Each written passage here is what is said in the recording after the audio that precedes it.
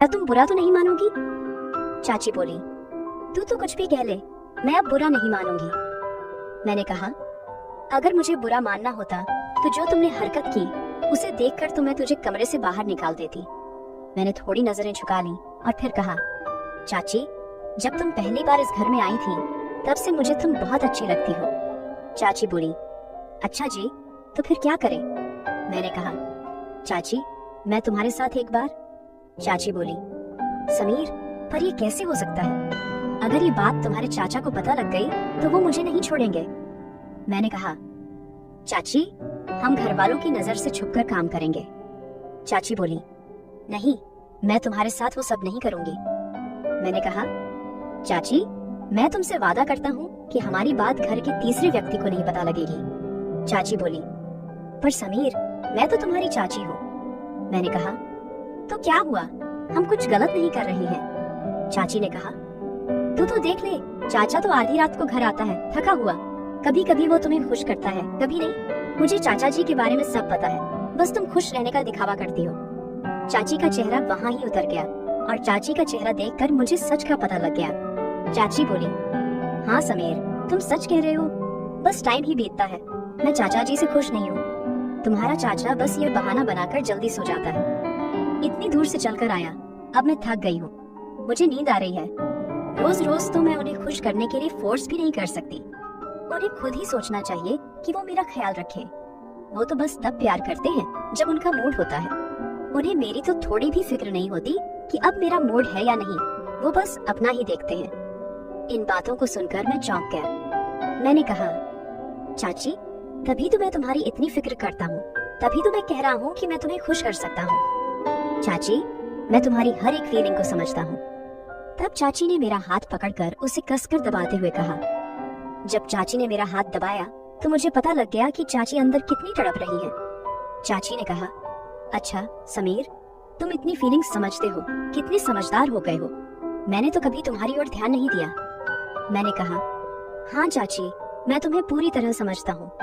चाची बोली, चल, मैं सोचकर बताती हूँ, अब तुम अपने कमरे में जाओ।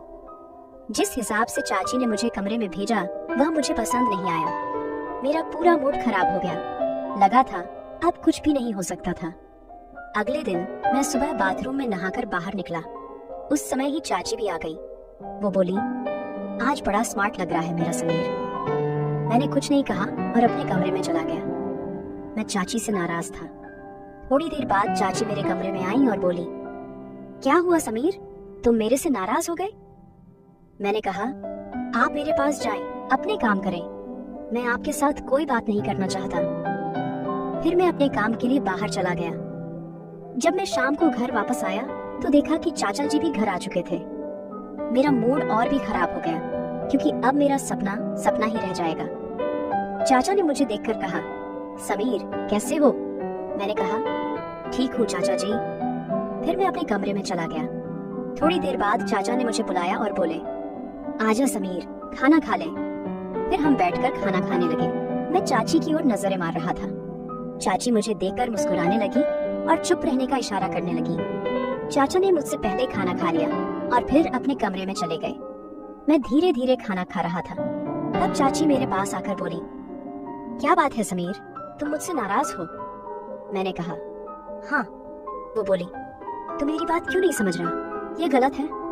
मैंने कहा, इसमें गलत क्या है? चाची बोली, तू अपने कमरे में जा, खाना खाकर सो जा। मैंने कहा, मैं सोऊंगा कि जागूंगा, आपको इससे क्या? और मैंने कहा, मैं आज रात छत पर ही बैठा रहूंगा, बिल्कुल नहीं सोऊंगा।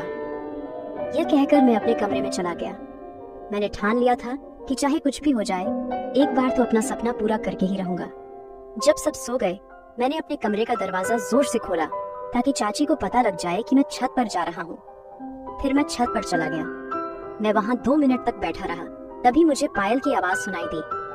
पीछे मुड़कर देखा तो चाची छत पर आ रही थी। वो मेरे पास आकर बैठ गई और बोली, तू पागल हो गया है, इतनी रात को इधर छत पर क्या कर रहा है? मैंने कहा, मेरी मर्जी, मैं वही करूंगा जो चाहता हूँ, आप नीचे जाइए। चाची ने मेरा हाथ पकड़कर अपने हाथों में लिया और बोली, समीर, अंदर से तो मैं भी तेरे साथ हूँ, पर अब हम वो काम नहीं कर रहे हैं। ये हमारे दोनों के लिए ही अच्छा होगा, क्योंकि जो काम तू मेरे साथ करना चाहता है वो तू एक दिन जरूर करेगा, पर थोड़ा सा सब्र करना और अच्छा होगा। चाची की बात मैंने समझ ली। मैंने कहा, ठीक है चाची। सुबह चाचा ने कहा, समीर मेरी बात ध्यान से सुन। मैंने कहा, हाँ बताइए। चाचा बोले, मैं तुम दोनों को एक बात बताने आया हूँ। मैं अब दोबारा वापस नहीं आऊंगा। मैं कंपनी के काम से बाहर जा रहा हूँ। लगभग 6 महीने बाद ही वापस आऊंगा। मैंने कहा, अच्छा चाचा जी। चाचा बोले, हाँ, और अब इस घर की जिम्मेदारी तेरी है। तू अपनी चाची का भी अच्छे से ख्याल रखना।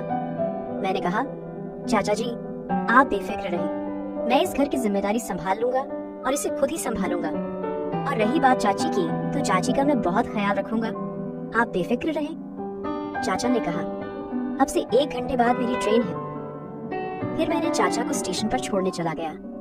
जब मैं घर वापस आया तो चाची का मूड बिगड़ा हुआ था। चाची रो रही थी। मैंने कहा, चाची क्या हुआ, आप क्यों रो रही हैं? तो चाची बोली, रो क्यों नहीं, और क्या करूं? तेरा चाचा पहले भी कई दिनों बाद आता था और अब तो सीधा 6 महीने के लिए चला गया। ये कहकर वो और भी रोने लगी।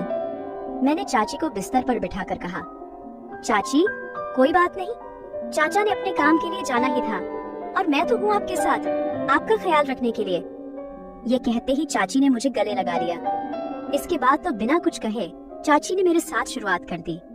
इससे आगे की बात तो बढ़ती गई, क्योंकि चाची अब बहुत दुखी थी और पूरी तरह तैयार हो गई थी। उन्होंने बिना कुछ देखे सारा प्यार मुझे दे दिया। फिर मैंने भी पीछे नहीं रहा।